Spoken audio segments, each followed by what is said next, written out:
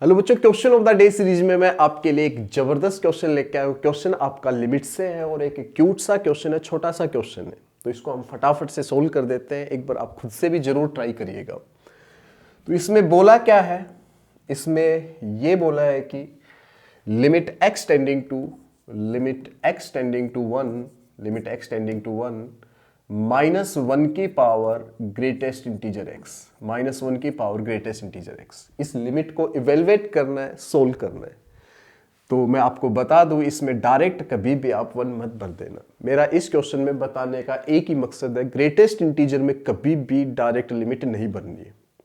पिछले क्वेश्चन में एक बच्चा बता रहा था, इससे जस्ट पिछले से पिछले क्वेश्चन में एक बच्चा बोल रहा था कमेंट के अंदर कि सर डायरेक्ट लिमिट भरने पे भी आंसर आ जाएगा।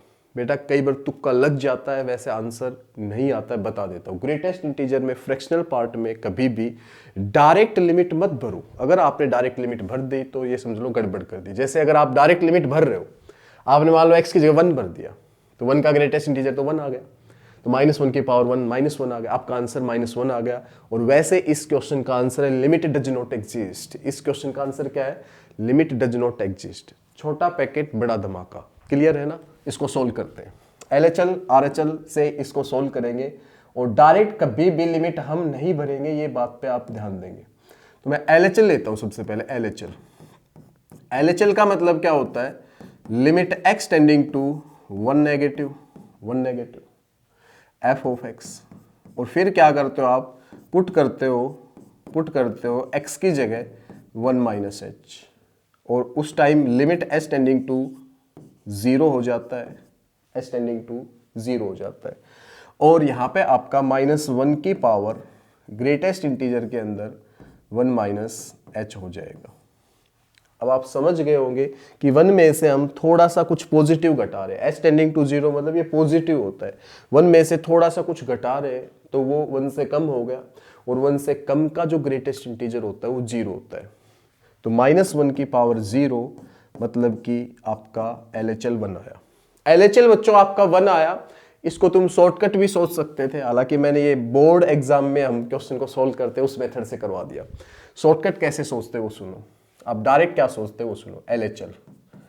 LHL में डायरेक्ट करवाता हूं। Limit x tending to 1 negative, -1 की पावर ग्रेटेस्ट इंटीजर x। यहां से डायरेक्ट सोचो, 1 से थोड़ा सा कम वहां रखना है।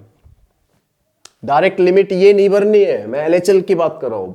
1 से कम की अगर वहां बात हो, 1 से कम जब उसमें भरोगे, 1 से कम उसमें जब भरोगे तो वो 1 से कम ही रहेगा अंदर, और 1 से कम अंदर रहेगा तो उसका ग्रेटेस्ट इंटीजर 0 आएगा।